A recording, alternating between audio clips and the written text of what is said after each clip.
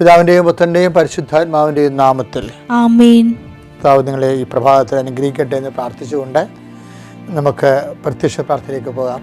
അമ്മേ പരിശുദ്ധ അമ്മേ, അമ്മേ പരിശുദ്ധ അമ്മേ, ദൈവമാതാവേ, അന്ന് അങ്ങ് കൃപാസനത്തിൽ പ്രത്യക്ഷപ്പെട്ട് വരാൻ പോകുന്ന മഹാദുരന്തത്തിൽ നിന്ന് രക്ഷപ്പെടാനും എല്ലാവർക്കും വേണ്ടി പ്രാർത്ഥിക്കുവാനും ആവശ്യപ്പെട്ടിട്ട് 20 വർഷം തികയുന്ന ഈ വേളയിൽ കൃപാസനത്തിലൂടെ ഞങ്ങൾക്കും ഈ ദേശത്തിനും അങ്ങ് മധ്യസ്ഥം തേടി തന്ന എല്ലാ അനുഗ്രഹങ്ങൾക്കും കൃപകൾക്കും ഞങ്ങളിപ്പോൾ ഹൃദയം നിറഞ്ഞ നന്ദി പറയുന്നു. അമ്മേ പരിശുദ്ധ ജപമാല മാതാവേ, സകല കൃപാസനം പ്രാർത്ഥനയോടും ചേർത്ത് ഞങ്ങളിപ്പോൾ പ്രാർത്ഥിക്കുന്ന ഈ കുടുംബത്തിന്റെ പ്രത്യേക നിയോഗം പ്രാർത്ഥനാവശ്യങ്ങള് മൗനമായി സമർപ്പിക്കുക ഭക്തിയോടെ. അമ്മയുടെ പ്രത്യക്ഷീകരണത്തിന്റെ ദ്വാദശക വേളയിൽ ഞങ്ങൾക്ക് സാധിച്ചു തരുവാൻ കനിയണമേ. ആമേൻ. വിശ്വാസ പ്രമാണം. സർവശക്തനായ പിതാവും ആകാശത്തിന്റെയും ഭൂമിയുടെയും സൃഷ്ടാവുമായ ദൈവത്തിൽ ഞാൻ വിശ്വസിക്കുന്നു. അവിടുത്തെ ഏകപുത്രനും ഞങ്ങളുടെ കർത്താവുമായ ഈശോ മിശിഹായിലും ഞാൻ വിശ്വസിക്കുന്നു.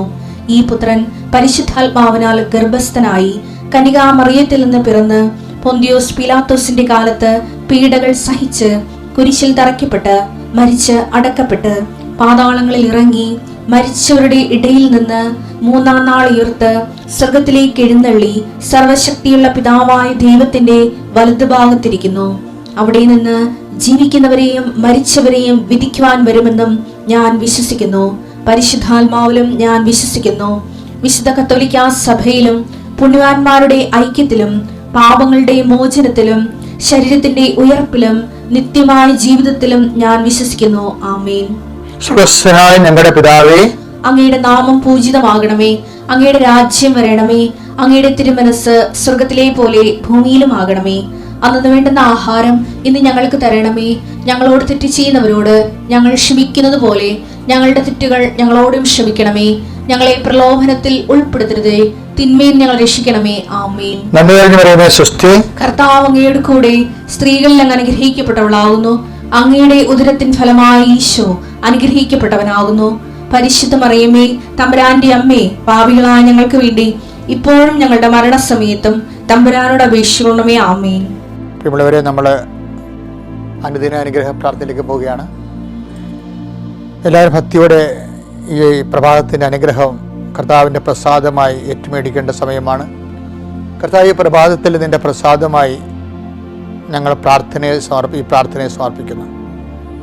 കർത്താവ്, ഇങ്ങനെ ഒരു മുഹൂർത്തവും ഇങ്ങനെ ഒരു അങ്ങയെ ഞങ്ങൾ തമ്മിൽ സന്ധിക്കുമ്പോൾ ദൈവത്തിൻ്റെ സാന്നിധ്യം സംരംഭമാക്കുന്ന ഈ സംരംഭത്തിന് നന്ദി പറയുന്നു. കർത്താവ്, ഈ പ്രാർത്ഥനയെ സ്ഥിരമായി മുടങ്ങാതെ പങ്കെടുക്കുന്ന എല്ലാവരെയും നീ പ്രത്യേകമായി അഭിഷേകം ചെയ്യണം. കർത്താവ്, ഒരിക്കലും പ്രാർത്ഥന നഷ്ടപ്പെട്ടു പോകാനോ അത് പോകുന്ന രീതിയിൽ ആധ്യാത്മികമായി ഒരു പിന്തുടർച്ചയില്ലാതെ വരാനോ നീ അനുവദിക്കലെന്ന് പ്രാർത്ഥിക്കുന്നു. കർത്താവ്, ഈ ദിവസങ്ങളിലെല്ലാം പ്രത്യേക സങ്കടങ്ങളിൽ ഇരിക്കുന്നവരെയാണ് ഇപ്പോൾ കർത്താവ് കാണിച്ചു തരുന്നത്. മരണമോ വിയോഗമോ കാണാതായ അവസ്ഥകളോ ഉള്ളത് മൂലം വ്യക്തികളോ വസ്തുക്കളോ നഷ്ടപ്പെട്ടതിൻ്റെ പേരിൽ ഭയവും നിരാശയും സങ്കടവും അനുഭവിക്കുന്നവരെ ഇപ്പോൾ കർത്താവ് സ്പർശിക്കുന്നു. കർത്താവ്, നിൻ്റെ വിശുദ്ധ പൗരോഹിത്യത്തെ മഹത്വപ്പെടുത്തണമേ. കർത്താവ്, സഭയിലുള്ള സാന്നിധ്യം പ്രകടമാക്കണമേ. എൻ്റെ അമ്മയെ പരിശുദ്ധമേ, ദേവമാതാവേ, ഈ നിമിഷം മക്കൾക്ക് വേണ്ടി മാധ്യസ്ഥ കൃപാസാൽത്താരെ ജീവനോടെ പ്രത്യക്ഷപ്പെട്ട അമ്മയുടെ മാധ്യസ്ഥതയിൽ ആശ്രയിച്ചുകൊണ്ട് വിശ്വസിച്ചുകൊണ്ട് പ്രത്യാശിച്ചുകൊണ്ട് സ്നേഹത്തോടെ സുവിശേഷ വരെ ചെയ്ത് ഉടമ്പടി ജീവിക്കുന്ന എല്ലാവരെയും ആ ഉടമ്പടി എടുക്കുന്നതിന് ആഗ്രഹിക്കുകയും ഒരു നാൾ കൃപാസനത്തിൽ വരണം, ഉടമ്പടി എടുക്കണമെന്ന് ആഗ്രഹിക്കുന്ന എല്ലാവരെയും നീ ആശീർവദിക്കണേ പ്രാർത്ഥിക്കുന്നു. ഉടമ്പടി എടുക്കാത്ത ആരെങ്കിലും ഇപ്പോഴും ഈ പ്രാർത്ഥനയിൽ പങ്കെടുക്കുന്നുണ്ടെങ്കിൽ അവരെ നീ പ്രത്യേകമായിട്ട് കർത്താവെ പ്രത്യേക അഭിഷേകം നൽകി അനുഗ്രഹിക്കണം പ്രാർത്ഥിക്കുന്നു. കർത്താവ്, ശരീരം മുഴുവനും പലതരത്തിലുള്ള ചിരങ്ങുകളും ചൊറികളും ഒക്കെ വന്ന് വിഷമിക്കുകയും വെള്ളപ്പാണ്ടുകൾ വരികയും പലതരത്തിലുള്ള തൊലിക്ക് അലർജി ഉണ്ടാകുകയും ചെയ്യുന്ന വ്യക്തികൾ കർത്താവെ കാണിച്ചു തരുന്നുണ്ട്. നീ അത് വിശുദ്ധമായ രക്തത്താൽ കർത്താവ് ദിവ്യലേപനമായ നിൻ്റെ വിശുദ്ധമായ രക്തത്താൽ അവരെ തളിക്കണമെന്ന് പ്രാർത്ഥിക്കുന്നു. കർത്താവ്, കടകമ്പോളങ്ങൾ വ്യാപാര വ്യവസായങ്ങൾ ഒക്കെ നടത്തുന്നവർ അതിൻ്റെ ബിസിനസ്സിൽ കച്ചവടത്തിൽ വരുന്ന പ്രതിസന്ധികളിലെ കച്ചവടത്തിൽ കർത്താവ് വേണ്ടത്ര പണം വരാത്തവരോ പണം കുടുങ്ങിപ്പോയവരോ അതിൻ്റെ ജപ്തി നടപടികളെയോ മറ്റു തരത്തിലുള്ള ബാങ്ക് നിലപാട് നടപടികളെയോ നേരിടുന്നവരെ പ്രാർത്ഥിക്കുന്ന കർത്താവെ ജീവിത വിദ്യാഭ്യാസ ലോണിന് വേണ്ടി എടുക്കുകയും അതുപോലെ തന്നെ വിദ്യാഭ്യാസ ലോണിന് ശേഷം ജോലി കിട്ടിയതിന് ശേഷം അത് പിന്നെ ജോലി നഷ്ടപ്പെടുകയും അത് ലോൺ അടക്കാൻ പറ്റാതെ വരികയും ചെയ്തിട്ടുള്ള മക്കളുണ്ട് ഈശോയെ. പെര കെട്ടുവാനോ റിപ്പയർ ചെയ്യാനോ കഴിയാത്ത ആൾക്കാരുണ്ട് ഈശോയെ. അതുപോലെ തന്നെ ആ വീട്ടിലേക്കുള്ള വഴി ഇല്ലാത്തവരുണ്ട് ഈശോയെ. വെള്ളമില്ലാത്തവരും അതുപോലെ തന്നെ പലതരത്തിലുള്ള അയൽവാസികളുമായിട്ട് പല സങ്കടങ്ങളിൽ ജീവിക്കുന്ന ആൾക്കാരുണ്ട് ഈശോയെ. അവരെല്ലാം സ്പർശിച്ച് പ്രാർത്ഥിക്കണം ഈശോയെ. വസ്തു വിൽക്കാൻ പറ്റാത്തവർ, വസ്തു ഭാഗവടപ്പെട്ട് ചെയ്യാൻ പറ്റാത്തവർ, സഹോദരങ്ങൾ തമ്മിൽ ഭിന്നതയോടെ ജീവിക്കാതെ മാറി താമസിച്ചുകൊണ്ട് സമാധാനത്തോടെ ജീവിക്കാൻ പറ്റാത്തവരും, അതിൻ്റെ പേരിൽ എപ്പോഴും കുടുംബത്തിൽ കലഹവും ഭിന്നതയും കർത്താവ് 2 വെപ്പുകളും 3 വെപ്പുകളുള്ള പാവപ്പെട്ടവരുടെ കുടുംബങ്ങളെ കർത്താവ് കാണിച്ചു തരുന്നുണ്ട്. അവിടെ എല്ലാം കർത്താവ് ഈ പ്രാർത്ഥനയിൽ പങ്കെടുക്കുന്ന മക്കൾക്ക് കർത്താവ് പ്രത്യേക അടയാളം നൽകി അവർ സന്ധിക്കണ പ്രാർത്ഥിക്കുന്നു. എൻ്റെ കർത്താവിൻ്റെ ഉന്നതമായ നാമത്തിൽ സഭയുടെ അധികാരത്തിൽ കുരിശിൻ്റെ അടയാളത്തിൽ ദൈവത്തിൻ്റെ ശ്രദ്ധ പ്രാർത്ഥിക്കുന്നു. മക്കളോർത്ത് വിലപിക്കുന്നവർ, പ്രായമായ മക്കൾ, അതുപോലെ തന്നെ പഠിക്കുന്ന മക്കൾ, കുഞ്ഞുങ്ങളായ മക്കൾ, അവരോരോ മക്കൾക്കും ഓരോ തരത്തിൽ അവരെ കൊണ്ട് സങ്കടങ്ങൾ അനുഭവിക്കുന്ന മാതാപിതാക്കന്മാരെ സന്ധിക്കണമെന്ന് പ്രാർത്ഥിക്കുന്നു. കർത്താവ് മുടികൾ കൊഴിഞ്ഞു പോകുന്ന കുഞ്ഞുങ്ങൾക്ക് പോലും മുതിർന്നവർക്ക് വരെ ഉണ്ട് കർത്താവ്. അതുപോലെ ശരീരത്തിൻ്റെ വിവിധ ഭാഗങ്ങൾ അഴുകി വരുന്നവരും മുഴ വരുന്നവരും ചിരങ്ങ് വരുന്നവരും അനേകം മക്കളുണ്ട്. അവരെല്ലാം സ്പർശിക്കണം പ്രാർത്ഥിക്കുന്നു. കർത്താവിൻ്റെ വിശുദ്ധ പൗരോഹിത്യത്തെ മഹത്വപ്പെടുത്താൻ പ്രാർത്ഥിക്കുന്നു. കുർബാനയ്ക്ക് മാസങ്ങളായി ദിവസങ്ങളായി പോകാതിരിക്കുന്നവരും പോകാൻ അവസരം ഉണ്ടായിട്ടും മടിഞ്ഞും മനസ്സ് മരവിച്ച് ആധ്യാത്മിക തണുപ്പിൽ ജീവിക്കുന്ന ആൾക്കാരുണ്ട് ഈശോയെ. അവരെല്ലാം നീ ചൂട് നൽകി പരിശുദ്ധാത്മാവിനെ കൃപ നൽകി അമ്മയുടെ മാധ്യസ്ഥത്തിൽ അവരെ സന്ധിക്കണം പ്രാർത്ഥിക്കുന്ന കർത്താവ്. കുടുംബങ്ങളിൽ കർത്താവെ സമാധാനം നഷ്ടപ്പെട്ടവർ പോയി, അതുപോലെ തന്നെ കുടുംബത്തിൽ പരസ്പരമുള്ള ചണ്ടകൾ, പരസ്പര ഭിന്നിപ്പുകൾ, തെറ്റായ പ്രണയബന്ധങ്ങളിലും അതിൻ്റെ പേരിൽ അപ്പനും അമ്മയും 2 ചേരികളായി മാറുകയും മക്കൾ ഓരോ ഗ്രൂപ്പിസം ഉണ്ടാക്കുകയും അങ്ങനെ കുടുംബങ്ങളിലേക്ക് നിശബ്ദമായി ആത്മപ്രബോധമായി കഴിയുന്ന കുടുംബങ്ങളുടെ മേൽ കർത്താവ് സാത്താനെ അവിടുന്ന് ആട്ടി അകറ്റുന്നതിന് വേണ്ടി യേശു ക്രിസ്തു നാമത്തിൽ പ്രാർത്ഥിക്കുന്നു. കർത്താവ് ജീവിക്കാൻ മാർഗമില്ലാതെ എന്ത് ചെയ്യണം, എവിടെ പോകണം, ആരെ സ്പർശിച്ച് ആരെ അവലംബിക്കണം, ഏത് വഴിക്ക് തിരിഞ്ഞു പോകണം, എവിടെയെങ്കിലും പോയി ഒടുങ്ങിയാലും കുഴപ്പമില്ല, ഇവിടെ കിടന്നിട്ട് കാര്യമില്ലെന്ന് പറഞ്ഞുകൊണ്ട് പരസ്പരം പ്രാഗി, കുടുംബത്തെ പ്രാഗി, മറ്റുള്ളവരെ പ്രാഗി ഭാരപ്പെടുന്ന എല്ലാ വ്യക്തികളുടെ മേലും കർത്താവിൻ്റെ രക്തം പതിക്കട്ടെ. അവരെല്ലാം കർത്താവിൻ്റെ ഉന്നതമായ പശ്ചാത്താപ ദൈവത്തിലേക്ക് തിരിച്ചു വന്നുകൊണ്ട് കർത്താവിൻ്റെ കൃപ നിറയാനുള്ള അടയാളങ്ങൾ ലഭിച്ചുകൊണ്ട് ആ കുടുംബത്തെ ശക്തിപ്പെടുത്തേണ്ട കർത്താവ് ഇന്നും പരിശുദ്ധ ദേവമാതാവിൻ്റെ മാധ്യസ്ഥ പ്രാർത്ഥിക്കുന്നു. ആമേൻ. എൻ്റെ പ്രിയപ്പെട്ടവരെ, നമ്മളിന്ന് അനുദിന ഡെയിലി ബ്രെഡിലേക്ക് പോവുകയാണ്. ഇന്ന് ഡെയിലി ബ്രെഡിൽ അതിന് വേണ്ട അപ്പത്തിൽ നമ്മൾ വായിക്കുന്ന വചനം ഉൽപ്പത്തി പുസ്തകം 22:2 നീ സ്നേഹിക്കുന്ന നിന്റെ ഏക മകൻ ഇസ്ഹാക്കിനെയും കൂട്ടിക്കൊണ്ട് മോറിയ ദേശത്തേക്ക് പോവുക. അവിടെ ഞാൻ കാണിച്ചു തരുന്ന മലമുകളിൽ നീ അവനെ എനിക്ക് ഒരു ദഹനബലിയായി അർപ്പിക്കണം. ഇതില് നിങ്ങള് ഇപ്പോഴ് ഞാൻ പറയാൻ ആഗ്രഹിക്കുന്ന നിങ്ങൾ വിചാരിക്കുന്ന കാര്യങ്ങളല്ല പറയാൻ പോണത്. കാര്യം ഇതിനെക്കുറിച്ച് നമ്മൾ ഇതൊക്കെ ഇസഹാക്കിനെ ബലിയർപ്പിക്കുന്നതിന് വേണ്ടി എബ്രാഹത്തിനെ ദൈവം യാത്രയാക്കുന്ന ഭാഗമാണിത് വായിച്ചത്. പക്ഷേ ഇവിടെ എന്നെ സ്പർശിച്ചത്, ഞാൻ ഈ കഴിഞ്ഞ ദിവസങ്ങളിൽ ഈ ബുദ്ധത്തിൻ്റെ ഇടയ്ക്ക് ഇസ്രയേലിൽ ധ്യാനിപ്പിക്കാൻ പോയായിരുന്നു. കഴിഞ്ഞ ദിവസങ്ങളിൽ ഹൂതികളുടെ മിസൈൽ വീണ ജോപ്പായിലാണ് ഞാൻ കഴിഞ്ഞ മാസം താമസിച്ചത്. അവിടെ ധ്യാനം ഉണ്ടായിരുന്നു. അതുപോലെ തന്നെ ടെൽ-അവീവിൽ ധ്യാനം ഉണ്ടായിരുന്നു, ജെറുസലേമിൽ ധ്യാനം ഉണ്ടായിരുന്നു. അപ്പോൾ നമ്മൾ ജെറുസലേമിൽ ഈ മൗണ്ട് ഇപ്പോൾ പറയുന്ന ഈ മോറിയാമല എന്ന് പറയുന്ന സംഭവം, അതായത് ടെമ്പിൾ മൗണ്ടാണ്. ടെമ്പിൾ മൗണ്ടിൽ നമ്മൾ നിൽക്കുകയാണെങ്കിൽ നമ്മൾ ചുറ്റും നോക്കിയാൽ അടുത്ത അകലെയുമായിട്ട് 7 മലകളെ കാണാം. അതിൻ്റെ അകത്ത് മൗണ്ട് ഒലിവുണ്ട്, അതുപോലെ തന്നെ സിയോൻ മലയുണ്ട്. അപ്പോൾ ഇങ്ങനെ 7 മലകൾ ഉണ്ടെങ്കിലും ദൈവം പറയണത് ഞാൻ കാണിച്ചു തരുന്ന മലയെന്നാണ് പറയണത്. ആ ഞാൻ കാണിച്ചു തരുന്ന മല എന്ന് പറയുമ്പോൾ ദൈവത്തിന് എല്ലാ വിഷയങ്ങൾക്കും, ഇപ്പം മകനെ ബലിയർപ്പിക്കാനാണ്, അതിന് പോലും ആ മലയെ തിരഞ്ഞെടുക്കാൻ പോലും എബ്രാഹത്തിന് ഓപ്ഷനില്ല. അതാണ് എൻ്റെ രസം. ചില മാറ്റാൻ പറ്റാത്ത തിന്മകൾ ദൈവം ഹിതപ്രകാരമുള്ളതാണെന്ന് നമ്മൾ മനസ്സിലാക്കിയാൽ അത് അക്സെപ്റ്റ് ചെയ്യാനും അതുവഴി ദൈവത്തെ മഹത്വപ്പെടുത്താനും സമർപ്പിതരാകാനും സാധിക്കുന്നതനുസരിച്ച് കൊണ്ട് കൃപ നമ്മൾ അർത്ഥിക്കുകയും ചെയ്യും. നിത്യജീവന് വേണ്ടി സ്വരുക്കൂട്ടിരിക്കുന്ന ഒരു ഈടുവെപ്പുകളും സ്ഥിര നിക്ഷേപവുമാണ് സ്ഥാപനമായി വരുന്ന എല്ലാ സകല സാഹചര്യങ്ങളും. ദൈവത്തിലെ ഇതുപോലുള്ള വിഷയങ്ങൾ നമ്മൾ പ്രാർത്ഥിക്കുമ്പോൾ നിരാശയോ ശാപമോ ഒക്കെ തന്നെത്താൻ തോന്നും. മറ്റുള്ളവരാണ് ഇതിൻ്റെ കാരണമെന്ന് തോന്നും. മറ്റുള്ളവരൊന്നും ആയിരിക്കത്തില്ല കാരണം, അത് ദൈവം തന്നെയായിരിക്കും കാരണം. പക്ഷേ ദൈവത്തിൻ്റെ നാമത്തിലാണ് നീ എടുക്കണമെന്നുണ്ടെങ്കിൽ അതിൻ്റെ അനുഗ്രഹത്തിൻ്റെ കാരണമായി, അല്ല കൃപയുടെ കാരണമായി അത് മാറും. ഞാൻ പറഞ്ഞത് വെച്ചാൽ ഓരോ വ്യക്തികൾ, ഇപ്പം നിൻ്റെ മകള് ഇങ്ങനെയാണ്, അല്ല എൻ്റെ സ്വഭാവം, അതല്ല അവളുടെ സ്വഭാവം അങ്ങനെയാണ്, ശരിയാണ്. ചിലരിങ്ങനെ ഒരു കാര്യമില്ല, അവർ ഭയങ്കര പീരുക്കളായിരിക്കും. എടുത്തു ചാട്ടക്കാരെ അറിയാമല്ലോ, എടുത്തു ചാട്ടക്കാർ ലോക പീരുക്കളായിരിക്കും. അപ്പോൾ വെച്ചാൽ അവർക്ക് ചിലപ്പോൾ കഴിവ് കെട്ടവരുമായിരിക്കും. എന്താ കാര്യം, അവർക്ക് ചെയ്യാൻ പറ്റാത്ത കാരണം അവരുടെ ഭീരുത്വം മറച്ചു വെക്കാൻ വേണ്ടി അവർ നമ്മുടെ കഴുത്തേക്ക് കയറിക്കൊണ്ടിരിക്കും. ചില വീട്ടിൽ മക്കളുണ്ട്, പെൺമക്കൾ ആ ടൈപ്പ് ചിലരുണ്ട്, ചില ആൺമക്കൾ ആ ടൈപ്പ് ഉണ്ടാകും, ചിലർ അപ്പന്മാരെ ടൈപ്പ് ഉണ്ടാകും. കാര്യം അവർക്ക് കഴിയില്ല, അവരതിൻ്റെ പ്രതികളായ ഉത്തരവാദികളെന്ന് പറയുമ്പോൾ ആ ഉത്തരവാദിത്തം ഏറ്റെടുക്കാനുള്ള ധൈര്യമില്ലാത്ത കാരണം അവർ ചിലപ്പോൾ വെള്ളം അടിച്ചുകൊണ്ട് നമ്മൾ സംസാരിക്കും, ചിലപ്പോൾ തോന്നിവാസമായിട്ട് പെരുമാറും. അപ്പോൾ കുറച്ച് കഴിയുമ്പോൾ നമ്മൾ പറയാം, ഓ അവളങ്ങല്ലോ അങ്ങനെയാണ്, അവളല്ലെങ്കിൽ അങ്ങനെയാണെന്ന് തർക്കുത്തരവേ പറയത്തുള്ളത്. പക്ഷെ അതല്ല, അതങ്ങനെ ശപിച്ച് അല്ലെങ്കിൽ തിരിച്ചള്ളുകയല്ല ചെയ്യേണ്ടത്. അത് അങ്ങനെയാണെന്ന് അത് അവരുടെ ബലഹീനതയാണ്. ബലഹീനതയെ നമ്മൾ അക്സെപ്റ്റ് ചെയ്ത് കഴിയുമ്പോൾ നമ്മൾ വിശുദ്ധീകരിക്കാനുള്ള ഒരു ഉപകരണമാക്കി ഈ സ്ഥാവര സഹനങ്ങളെ നമുക്ക് മാറ്റാൻ കഴിയും. എപ്പോഴും ഈ കുറുക്കൻ്റെ കണ്ണ് എപ്പോഴും കോഴിക്കോട്ടെന്ന് പറഞ്ഞ പോലെ ഒരു ദൈവ പൈതലിൻ്റെ കണ്ണ് എപ്പോഴും കൃപയുടെ സോഴ്സിലായിരിക്കണം, കൃപ ഇവിടുന്ന് വരണമെന്ന് നോക്കണം. അതുകൊണ്ടാണ് പലപ്പോഴും മൗനം പാലിക്കുന്നതിൻ്റെ കാരണം അതാണ്. കൃപയുടെ സോഴ്സ് കണ്ടുപിടിച്ചു കഴിഞ്ഞാൽ പിന്നെ എന്ത് ചെയ്യും, ബാക്കിയെല്ലാം വിറ്റുകളെ. കർത്താവ് തന്നെ പറഞ്ഞത്, നീ ഒരിക്കലും ഒരു നിധി കണ്ടെത്തി കഴിഞ്ഞാൽ ബാക്കിയുള്ളതെല്ലാം വിറ്റുകളെ. Take the word of God. Mathayi 13:44 സ്വർഗരാജ്യം വയലിൽ ഒളിച്ചു വെച്ചിരിക്കുന്ന നിധിക്ക് തുല്യം. അത് കണ്ടെത്തുന്നവൻ അത് മറച്ചു വെക്കുകയും സന്തോഷത്തോടെ പോയി തനിക്കുള്ളതെല്ലാം വിറ്റ് ആ വയൽ വാങ്ങുകയും ചെയ്യുന്നു. ഇത് മനസ്സിലായില്ലേ? അതായത് ഇതുപോലെ സ്ഥാവര സഹനം അങ്ങനെ മാറ്റാൻ പറ്റാത്ത ഇമ്മൂവബിൾ ആയിട്ടുള്ള ഇതുപോലെ സഫറിങ് പോയിന്റുകൾ, സഫറിങ് പേഴ്സൺസ്, അത് എന്ത് ചെയ്യും, അതൊരു നിധിയാണ്. എന്താണ്, ദൈവരാജ്യത്തിലേക്കും കൃപയിലേക്കും നമ്മളെ കൊണ്ടുവരുന്ന നിധിയാണ്. അത് കണ്ടെത്തി കഴിഞ്ഞാൽ എന്ത് ചെയ്യും, അത് മറച്ചു വെക്കും. എന്ന് വെച്ച് കഴിഞ്ഞാൽ അത് വലിയ ആനക്കാര്യമായിട്ട് കൊട്ടിഘോഷിക്കത്തില്ല. മറ്റുള്ളവർ എൻ്റെ മകൾ അങ്ങനെ ചെയ്തു, എൻ്റെ മരുമകൾ ഇങ്ങനെ ചെയ്തു, എൻ്റെ അയൽവാസി ഇങ്ങനെ ചെയ്തു, എൻ്റെ ഭർത്താവ് അങ്ങനെ ചെയ്തു, അത് നമ്മൾ മറ്റുള്ളവരിൽ നിന്ന് മറച്ചു വെക്കും. അത് ആരോടും പറയത്തില്ല. കാര്യം എന്താണ്, അതിൻ്റെ കാരണം ഞാൻ കുടിക്കേണ്ട പാനപാത്രം നീ കുടിക്കേണ്ടതല്ലോ എന്നാണ് ഈശോ പറഞ്ഞിട്ടില്ലേ.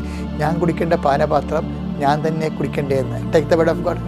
യോഹന്നാൻ 18:11 യേശു പത്രോസിനോട് പറഞ്ഞു വാൾ ഉറയിലിടുക. പിതാവ് എനിക്ക് നൽകിയ പാനപാത്രം ഞാൻ കുടിക്കേണ്ടയോ? അതാണ്, ഞാൻ തന്നെയാണ് കുടിക്കേണ്ടത്, വേറെ ആരും കുടിച്ചിട്ട് കാര്യമില്ല. അതായത് എപ്പോഴും നമുക്കറിയാമല്ലോ, വളരെ നിശബ്ദതയിലാണ് ശരിക്കും പറഞ്ഞാൽ കൃപ രൂപപ്പെട്ടു വരണത്. അത് മറച്ചു വെക്കണമെന്നാണ് കർത്താവ് പറയണത്. ഒരു നിധി കണ്ടെത്തിയാൽ മറച്ചു വെക്കണം, മറ്റുള്ളവരോട് പറയരുത്. എന്താ കാര്യം, അത് നിനക്ക് വേണ്ടി ദൈവം കൽപ്പിച്ച കൃപയുടെ സ്രോതസ്സാണ്. മറ്റുള്ളവർ ആ കുടുംബത്തിൻ്റെ ഉത്തരവാദിത്തം ഏറ്റെടുത്തുകൊണ്ട് കുരിശിനെ കൃപയാക്കാനുള്ള നിധി കണ്ടെത്തി കഴിഞ്ഞാൽ ചില സമയത്ത് നമ്മൾ ഉറക്കം പോകും, ചില സമയത്ത് നമുക്ക് ഭക്ഷണം കഴിക്കാൻ പറ്റത്തില്ല. അതൊക്കെ വിൽക്കുകയാണ് നമ്മളെ. ബാക്കിയുള്ളതെല്ലാം വിറ്റ് അത് വാങ്ങുകയാണ് നമ്മൾ, ബാക്കിയുള്ളതെല്ലാം വിറ്റ് അത് ആ വയൽ വാങ്ങുകയാണ്. ഇത് എന്നിട്ട് കർത്താവിൻ്റെ മുട്ട് നിൽക്കണം. കർത്താവേ, നീ പറഞ്ഞതനുസരിച്ച് എൻ്റെ ഉറക്കം വിറ്റിട്ടുണ്ട് ഇന്നലെ, നീ പറഞ്ഞതനുസരിച്ചുകൊണ്ട് എനിക്ക് സമയത്ത് ഭക്ഷണം കഴിക്കാൻ പറ്റിയില്ല, അതെല്ലാം എൻ്റെ അപ്പനെ നോക്കാൻ വേണ്ടി എടുത്തതാണ്, അതെല്ലാം നിന്റെ നാമത്തിൽ വെക്കുകയാണ്, അത് നിധിയായിട്ട് ഞാൻ കരുതുന്നു. അത് കുരിശിനെ നീ കൃപയായിട്ട് എനിക്ക് നൽകണം. നിത്യത എനിക്ക് നിൻ്റെ കൂടെ അർത്ഥപാടി ഉല്ലസിക്കാനുള്ള ഒരു കാലത്തേക്ക് ഞാൻ നിനക്ക് വേണ്ടി കാത്തിരുത്ത് ഞാൻ ഒരു സ്ഥിര നിക്ഷേപമായിട്ട് സമർപ്പിക്കണമെന്ന് പറയണം. ഞാൻ പറഞ്ഞു വരുന്നതിൻ്റെ കാര്യം, ഓരോ കാര്യങ്ങൾക്കും ദൈവത്തിൻ്റെ കൃപയുടെ കയ്യൊപ്പുണ്ട്. അത് അവകാശമാക്കാൻ വേണ്ടി തന്നിരിക്കുന്ന ദൈവ സംവിധാനങ്ങളുണ്ട്. ചിലത് മറച്ചു വെക്കണം, ചില കാര്യങ്ങളെക്കുറിച്ച് നമ്മൾ ചിലത് വിൽക്കണം, ചിലത് വാങ്ങിക്കാൻ വേണ്ടി ചിലത് വിൽക്കേണ്ടി വരും. എല്ലാം കൃപയ്ക്ക് വേണ്ടി, നിത്യതയ്ക്ക് വേണ്ടിയാണ്. ഒരു ദിവസം മേജർ സാക്ഷ്യങ്ങൾ, മൈനർ സാക്ഷ്യങ്ങൾ ഒത്തിരിയേറെ ഉണ്ട്, 100 കണക്കിനുണ്ട്. പക്ഷേ മേജർ സാക്ഷ്യങ്ങൾ ഒരു 70% എബവ് ഉടമ്പടി കണ്ടൻ്റുള്ളത്, ആ സാക്ഷ്യങ്ങളാണ് നമ്മൾ മെയിൻ ഓൾട്ടറെ പറയിപ്പിക്കുന്നത്. അത് തന്നെ ഒരു ദിവസം 10-20 വരും. 20 മേജർ സാക്ഷ്യങ്ങൾ എന്ന് പറയുമ്പോൾ ഒരു 300-600 സാക്ഷ്യങ്ങൾ, മേജർ സാക്ഷ്യങ്ങൾ, ഫുൾ ഉടമ്പടി കണ്ടൻ്റുള്ള സാക്ഷ്യങ്ങൾ ഒരു മാസം കിട്ടും. അപ്പോൾ അതിൽ നിങ്ങളുടെ വിഷയങ്ങൾ ഏതെങ്കിലും സാക്ഷികൾ കൈകാര്യം ചെയ്ത് കാണാം. ദാറ്റ് മീൻസ് ഉടമ്പടി കൈകാര്യം ചെയ്യപ്പെടാത്ത യാതൊരു പ്രശ്നവും മനുഷ്യന് നിലനിൽക്കുന്നില്ല. Price the Lord. Hallelujah. Hallelujah. അതുകൊണ്ട് തന്നെ നിങ്ങൾ വളരെ നിശ്ചിതമായി ഉടമ്പടിയെ ജാഗ്രതയോടെ, ദൈവസ്നേഹത്തോടെ, ദൈവ മനസ്സ് ഇങ്ങനെ പൂ പോലെ വിരിയുന്നത് കണ്ടിട്ട് നിങ്ങളെങ്ങനെ അത്യാഹ്ലാദത്തോടെ വേണം സാക്ഷ്യങ്ങളിൽ സന്തോഷിക്കാൻ. സാക്ഷ്യങ്ങൾ നമ്മുടെ മുമ്പിലുള്ള കർത്താവിൻ്റെ സാന്നിധ്യത്തിൻ്റെ ഭാവപകർച്ചകളാണ്. അത് കണ്ടു കഴിയുമ്പോൾ നമുക്കൊരു പ്രത്യാശ വരും. എന്താണ്? കാലവിളംബമില്ലാതെ തന്നെ കർത്താവ് നമ്മുടെ കാര്യത്തിൽ ഇടപെടും. എപ്പോഴും വരുന്ന ഒരു വിഷയം മീൻസ് ഒരു ധ്യാന വിഷയമെന്ന് പറയുന്നത് ഈ കാലവിളംബം. ഇപ്പോൾ ഇന്ന് സുവിശേഷത്തിൽ അങ്ങനെ വായിച്ചിട്ടുണ്ട്. അതായത് കാലവിളംബം പ്രഖ്യാപിതമായി ദൈവത്തിൻ്റെ നയപരിപാടിയല്ല. പിന്നെ ആരാണ് കാലവിളംബം ഉണ്ടാക്കുന്നത്? It is we ourselves. നമ്മൾ ഉണ്ടാക്കുന്നതാണ്. ഉടമ്പടിക്ക് ഒരു കാലവിളംബം ഉണ്ടാകുന്നുണ്ടെങ്കിൽ അത് ഇറ്റ് ഈസ് അവർ പ്രോഡക്റ്റ്, നമ്മുടെ സൃഷ്ടിയാണത്. അതെങ്ങനെയാണ് കൈകാര്യം ചെയ്യേണ്ടതെന്നാണ് നിങ്ങൾ ഈ ഉടമ്പടി ധ്യാനത്തിൽ അന്വേഷിക്കേണ്ടത്. എങ്ങനെ ടൈം ഷോർട്ട് ചെയ്യാൻ പറ്റും? ടൈം ഷോർട്ടനിങ് എന്നുള്ളത് ദൈവത്തിൻ്റെ പോളിസിയുടെ ഭാഗമാണ്. പ്രഖ്യാപിതമായ ഒരു നയപരിപാടി ഉണ്ട് ഉടമ്പടിക്ക്. അതിൻ്റെ അകത്ത് ഒന്നാണ് റിസൾട്ട് ആൻഡ് ടൈം ഷോർട്ടനിങ്. അത് സമയച്ചുരുക്കം. പക്ഷേ സമയച്ചുരുക്കം ചില ആൾക്കാർക്ക് സംഭവിക്കണില്ല എങ്കിൽ ബൈബിൾ പറയും ഇറ്റ് ഈസ് യുവർ ഡ്യൂട്ടി, നിങ്ങളുടെ ഒരു വിഷയമാണ് അതെന്ന് പറയും. അപ്പോൾ നിങ്ങളുടെ എന്ത് വിഷയമാണ്? ഇപ്പോൾ നമ്മൾ 2 പത്രോസിൻ്റെ 3:8 വായിച്ച് ശ്രദ്ധിക്കട്ടെ. ഹല്ലേലൂയ. 2 പത്രോസ് 3:8-9 തിരുവചനങ്ങൾ. കാലവിളംബത്തെക്കുറിച്ച് ചിലർ വിചാരിക്കുന്നത് പോലെ പറഞ്ഞേ. കാലവിളംബത്തെക്കുറിച്ച് ചിലർ വിചാരിക്കുന്നത് പോലെ കർത്താവ് തന്റെ വാഗ്ദാനങ്ങൾ പാലിക്കുന്നതിൽ താമസം വരുത്തുന്നില്ല. ആരും നശിച്ചു പോകാതെ എല്ലാവരും അനുതപിക്കണമെന്ന് അവിടുന്ന് ആഗ്രഹിക്കുന്നത് കൊണ്ട് നിങ്ങളോട് ദീർഘക്ഷമ കാണിക്കുന്നുവെന്നേ ഉള്ളൂ. അപ്പോൾ ഒരു വ്യക്തിക്ക് കാലവിളംബം ഒന്നൊരു വായിച്ചേ. കാലവിളംബത്തെക്കുറിച്ച് ചിലർ വിചാരിക്കുന്നത് പോലെ കാലവിളംബത്തെക്കുറിച്ച് ചിലർ വിചാരിക്കുന്നത് പോലെ കർത്താവ് തന്റെ വാഗ്ദാനങ്ങൾ പാലിക്കുന്നതിൽ താമസം വരുത്തുന്നില്ല. വാഗ്ദാനം പാലിക്കുന്നതിൽ ഒരു ഹെവൻലി കർത്താവിൻ്റെ ഒരു സ്റ്റാൻഡിങ് പോളിസി എന്ന രീതിയിൽ ഒരിക്കലും താമസം വരുത്തത്തില്ല. എന്തിനു വരുത്തണം? നിങ്ങളുടെ കണ്ണീരിൻ്റെ കാര്യങ്ങൾക്ക് ദൈവം താമസം വരുത്തുമ്പോൾ ദൈവം ഒരു സാഡിസ്റ്റായിട്ട് വരത്തില്ലേ? ദൈവം സാഡിസ്റ്റ് അല്ലല്ലോ. ദൈവം സാഡിസ്റ്റ് എന്നല്ലെന്ന് വെച്ചാൽ നമുക്ക് വേണ്ടി ജീവൻ പോലെ നമുക്ക് വേണ്ടി തൻ്റെ പുത്രനെ വരെ take the word of God. ശ്രദ്ധിക്കട്ടെ. ഹല്ലേലൂയ. അവനോട് കൂടെ സമസ്തവും നമുക്ക് നൽകപ്പെടുകയില്ല. ശ്രദ്ധിക്കട്ടെ. ഹല്ലേലൂയ. റോമ 8:32 സ്വപുത്രനെ പോലും ഒഴിവാക്കാതെ പറഞ്ഞേ. സ്വപുത്രനെ പോലും ഒഴിവാക്കാതെ നമുക്കെല്ലാവർക്കും വേണ്ടി അവനെ ഏൽപ്പിച്ചു തന്നവൻ അവനോട് കൂടെ സമസ്തവും നമുക്ക് ദാനമായി നൽകാതിരിക്കുമോ? അപ്പോൾ അത് ദാനമാണ്, അത് മെറിറ്റ് അല്ല. ശരിക്കും പറഞ്ഞാൽ അത് ഗ്രേസ് ആണ്. ദൈവത്തിൻ്റെ പുത്രൻ്റെ കൂടെ പുത്രനെ പോലും ഒഴിവാക്കാതെ. അപ്പോൾ റോമ 8:32 മഹാവചനമാണ്. നമുക്ക് എല്ലാവർക്കും വേണ്ടി. അപ്പോൾ not only for Christians. Clear അല്ലേ? അത് നമുക്ക് എല്ലാവർക്കും വേണ്ടി എന്നാണ് പറഞ്ഞിരിക്കുന്നത്. അതിൻ്റെ ക്രിസ്ത്യൻസിന് വേണ്ടി മാത്രമല്ല. ക്രിസ്തുവിനെ ദൈവം നൽകിയിരിക്കുന്നത് ആർക്ക് വേണ്ടിയാണ്? നമുക്ക് എല്ലാവർക്കും വേണ്ടി. കൈയടിച്ച് കർത്താവ്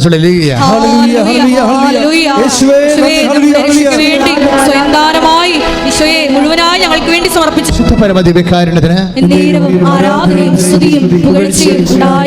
ധ്യാനത്തിലൂടെ നമ്മൾ സഞ്ചരിക്കുമ്പോൾ പാട്ടുകൾ കേൾക്കും, നമ്മൾ പ്രാർത്ഥന പാടും, വചനം പ്രഖ്യാപിക്കും.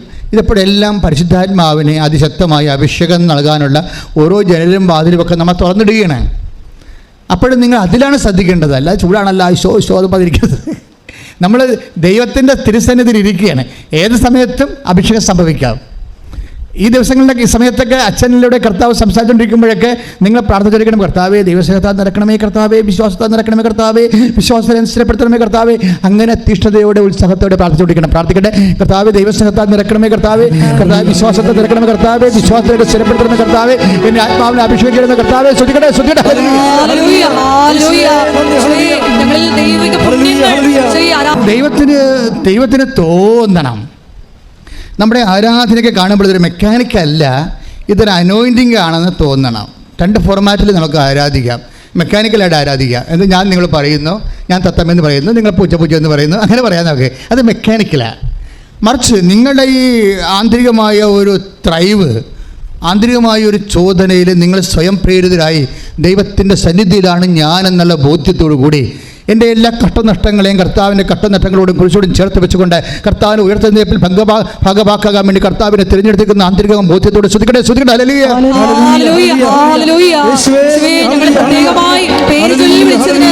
അപ്പോൾ ഈ സ്തുതിക്കുമ്പോൾ, പ്രാർത്ഥിക്കുമ്പോൾ നമ്മൾ ഈ മോര് കടയത്തില്ലേ, ഈ സ്തുതിപ്പും പ്രാർത്ഥനയൊക്കെ ഒരു കടച്ച പോലെയാണ്. കടച്ച് കഴിയുമ്പോൾ എന്താ സംഭവിക്കുന്നത്? വെണ്ണ ഇങ്ങനെ പൊന്തി വരും അല്ലേ? അതുപോലെ സ്തുതിപ്പിൻ്റെ സമയത്ത് നമ്മൾ ഓട്ടോമാറ്റിക്കായിട്ട് നമ്മൾ സ്വന്തമായിട്ടാണ് സ്തുതിക്കണത് എങ്കിൽ ആദ്യമൊക്കെ ചില സമയത്ത് നമ്മളുടേതായിട്ടുള്ള ഒരു ഇനിഷ്യേഷൻ മുൻകൈയൊക്കെ ഉണ്ടാകും. പിന്നീട് നമ്മൾ തന്നെ സ്വന്തമായിട്ട് ഒരു അഭിരുചി, ഒരു അഭിനിവേശം ആന്തരികമായി നമുക്ക് തോന്നും. ദൈവസ്നേഹം അതപ്പോഴേ ദൈവസ്നേഹം നിറഞ്ഞു കാണും. അപ്പോഴേ അതാണ് ഈ സ്തുതിപ്പിൻ്റെ അകത്ത് വെണ്ണായിട്ട് പൊന്തണ എന്താണ്? ദൈവസ്നേഹമാണ്. സ്തുതിപ്പിൽ ദൈവസ്നേഹത്തോടെയാണ് നീ സ്തുതിക്കണത്, ദൈവസ്നേഹത്തോടെയാണ് നീ പ്രാർത്ഥിക്കണത്, ദൈവസ്നേഹത്തോടെയാണ് നീ വിശ്വസിക്കണത് എന്ന് നിനക്ക് തോന്നുന്ന സമയത്ത് ഈ അഭിഷേകം ഉണ്ടാകും. അഭിഷേകം ഉണ്ടായിട്ട് എന്താണെന്നറിയാമോ? ആന്തരിക ബോധ്യമാണ്. ആന്തരിക ബോധ്യം എന്താണ്? എന്തെല്ലാം ക്ലേശങ്ങളിലൂടെയാണ് നീ പോണതെങ്കിലും നിൻ്റെ ഉള്ളിൽ, നിൻ്റെ മനസ്സിൽ ദൈവം പറഞ്ഞിരിക്കുന്നത് പോലെ ഈ വിഷയം ഞാൻ അതിജീവിക്കും, ഈ വിഷയത്തിന് കർത്താവിന് തീരുമാനമുണ്ട്, ഈ വിഷയത്തിൽ എൻ്റെ കർത്താവ് എന്നെ ജയിപ്പിക്കും, ഈ വിഷയത്തിൽ ഞാൻ വീണു പോകാൻ എൻ്റെ കർത്താവ് അനുവദിക്കത്തില്ല എന്നുള്ള ആന്തരികമായ, അതാണ് കഴിഞ്ഞ ദിവസങ്ങൾ നമ്മൾ കണ്ടില്ലേ? ഐസയ്യാ 43:18 എടുത്ത് ശ്രദ്ധിക്കട്ടെ. ഹല്ലേലൂയ ഹല്ലേലൂയ ഹല്ലേലൂയ ഹല്ലേലൂയ ഹല്ലേലൂയ യേശുവേ നന്ദി. ഹല്ലേലൂയ ഹല്ലേലൂയ ഹല്ലേലൂയ. യേശയ്യാ 43:18 കഴിഞ്ഞ കാര്യങ്ങൾ നിങ്ങൾ ഓർക്കുകയോ പരിഗണിക്കുകയോ വേണ്ട. കഴിഞ്ഞ കാര്യങ്ങൾ നിങ്ങൾ ഓർക്കുകയോ പരിഗണിക്കുകയോ വേണ്ട. ഇതാ ഞാൻ പുതിയ ഒരു കാര്യം ചെയ്യുന്നു, അത് മുളയെടുക്കുന്നത് നിങ്ങൾ അറിയുന്നില്ലേ? എന്ന് പറഞ്ഞാൽ അത് മുളയെടുക്കുന്നത് നിങ്ങൾ അറിയുന്നില്ലേ? അപ്പം നമുക്ക് സംഭവിക്കാൻ പോകുന്ന നന്മകളെ കുറിച്ച് നമുക്കൊരു മുന്നറിവ് കിട്ടുമെന്നാണ് പറയണത്. ഇതാണ് ദൈവാനുഭവത്തിൻ്റെ ഒരു പണി. അത് നിങ്ങൾ ഇപ്പോൾ കഴിഞ്ഞ ദിവസങ്ങളിൽ എനിക്ക് ഇഷ്ടപ്പെട്ട സാക്ഷ്യം ഉണ്ടായിരുന്നു. എന്നെ എലിസബത്ത് ബെന്നി കൊട്ടുവള്ളി, എറണാകുളം സൈഡാണെന്ന് തോന്നുന്നു, കൊട്ടുവള്ളി വടക്കം പറവൂര്. അപ്പോൾ എലിസബത്ത് ബെന്നി കൊട്ടുവള്ളി എനിക്ക് ഇഷ്ടപ്പെട്ടൊരു സാക്ഷ്യമാണ്. അവിടെ സാക്ഷ്യം എനിക്ക് ഇഷ്ടപ്പെടാൻ കാര്യം എന്നറിയാമോ? അവിടെ ഉപജീവന മാർഗമെന്ന് പറയുന്നത് പപ്പടം ഉണ്ടാക്കി കൊടുക്കുന്നതാണ്. നിങ്ങൾക്കറിയാവില്ല, ഒരു പപ്പടം ഉണ്ടാക്കുന്നത് കണ്ടു കഴിഞ്ഞാൽ നമുക്ക് സങ്കടം വരും. കുറേ ആ വട്ടത്തിലുള്ള പപ്പടം ആക്കി എടുക്കണതിന് ഒരു പക്ഷേ അതിൻ്റെ അകത്ത് നമുക്ക് കിട്ടുന്ന പൈസയേക്കാളും നമ്മളൊരു 50 ഇരട്ടി അധ്വാനം അതിനകത്ത് കൊടുക്കണം. അത് ഒരു പക്ഷേ ഏറ്റവും ഒരു സങ്കടം പിടിച്ചൊരു ജോലിയാണിത്. മറ്റ് നമ്മൾ വേറെ കൂടെയൊക്കെ ഒട്ടിക്കണ കുഞ്ഞുമണിയൊക്കെ ഉണ്ടല്ലോ, അത്തരം കുഞ്ഞുമണികൾ എളുപ്പമല്ല ഇത് നല്ല പാടുള്ള പണിയാണ്. ഇത് ഒട്ടിക്കണ ജോലിയാണ് അവരുടെ ജീവിതമാർഗ്ഗമാണത്, പപ്പടം ഉണ്ടാക്കുക എന്നുള്ളത്. പിന്നെ ഭർത്താവിന് ജോലിയുണ്ട്, അത് ഈ നാട്ടിലുള്ള ജോലിയാണ് ഉള്ളത്. പക്ഷെ ഒരു പ്രാവശ്യം ഒരു കുഴപ്പമുണ്ടെന്ന് വെച്ച് കഴിഞ്ഞാൽ ഭർത്താവിന് മൂത്രത്തിൽ കിഡ്നിയിൽ കല്ല് വന്നപ്പോൾ ഭയങ്കര വേദന വന്ന് അവർ ഡോക്ടറിനെ കൊണ്ട് കൊടുത്തപ്പോൾ ഡോക്ടർ പറഞ്ഞു ഒരു കിഡ്നി മാക്സിമം പോയിരിക്കുകയാണ്, അതിൻ്റെ അകത്ത് നിറച്ച് കല്ലാണ്, അപ്പോൾ അതെടുത്ത് കളയണം മൊത്തം, പിന്നെ ഒരു കിഡ്നിയേ ഉണ്ടാകത്തുള്ളൂ. അതിൻ്റെ അകത്തൊരു കല്ല് വന്ന് ഇപ്പോൾ ഇരിപ്പുണ്ട്. അപ്പോൾ അങ്ങനെ ഒരു കിഡ്നി എടുത്ത് കളഞ്ഞു. നോക്കി ഒരു കുടുംബത്തിൽ വരുമാനം ഉണ്ടാകുന്നത് ആളിന് അതിൻ്റെ കിഡ്നി പറഞ്ഞ് എടുത്ത് കളഞ്ഞു. ഇനി എന്താ പ്രശ്നം? ഇനി ഡയറ്റാണ്, പണ്ടാര ഡയറ്റ് ആയിരിക്കും. അപ്പോൾ അത് കഴിഞ്ഞിട്ട് ഒരു കല്ല് കൂടെ ഒരു കിഡ്നി എടുത്തു കഴിഞ്ഞിട്ട് ഡോക്ടർ അടുത്ത കിഡ്നിയിൽ നിന്ന് ആ കല്ല് മാത്രം എടുത്ത് എന്തോ കീഹോൾ ചെയ്ത് അതും കളഞ്ഞു. പക്ഷേ ഡോക്ടർ പറഞ്ഞു ഇനിയുള്ള സമയമൊക്കെ വളരെ സൂക്ഷിക്കണം, ഭക്ഷണം, ഉറക്കം, പ്രഷർ ഉണ്ടാകരുത്, ക്രിയാറ്റിൻ കൂടരുത്, കുറേ നിബന്ധനകളൊക്കെ പറഞ്ഞു. ഈ പപ്പടക്കാരത്തിയോട് ഇതൊക്കെ പറഞ്ഞിട്ട് എന്ത് ചെയ്യാനാണ്? ഇരുന്നുരുകി മെഴുകുതിരി പോലെ തീർന്നു പോവുകയുള്ളൂ.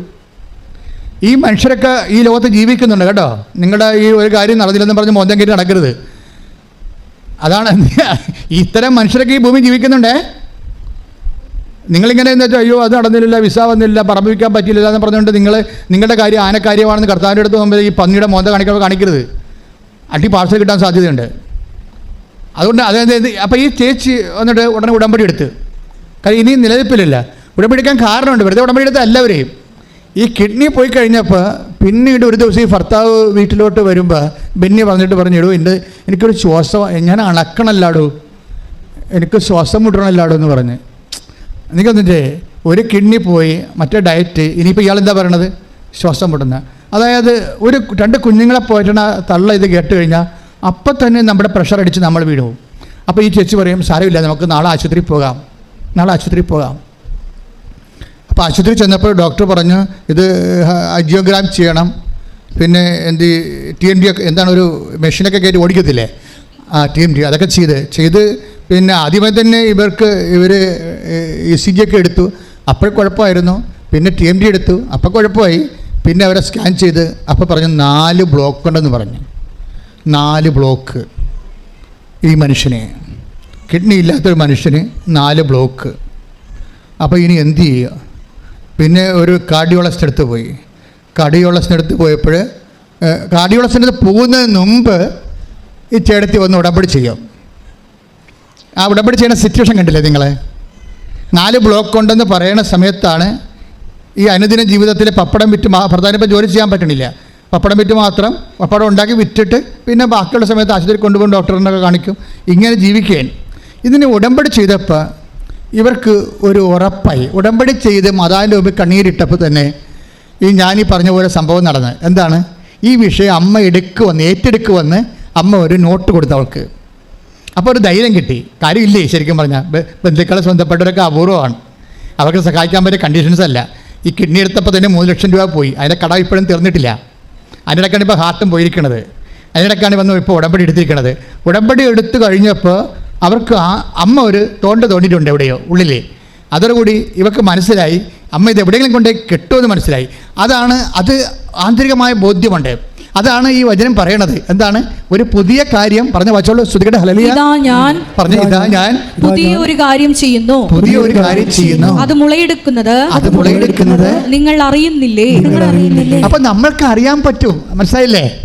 നിങ്ങൾക്ക് നിങ്ങളൊരു നിലനിൽപ്പിന് ഇപ്പം നിങ്ങൾ എന്ത് വിഷയമായാലും ഉടമ്പടിയിൽ വരുന്ന വിഷയങ്ങൾ നിങ്ങൾക്ക് ഇത് 10-3 നോട്ട് ബൈ മെറിറ്റിലേ വരത്തുള്ളൂ. നോട്ട് ബൈ മെറിറ്റ് എന്ന് പറഞ്ഞാൽ എന്താണ്? നിങ്ങളുടെ യോഗ്യതയിലും അത് കോമൺ സെൻസിലും റീസണബിളായിട്ട് ഒന്നും വരത്തില്ല.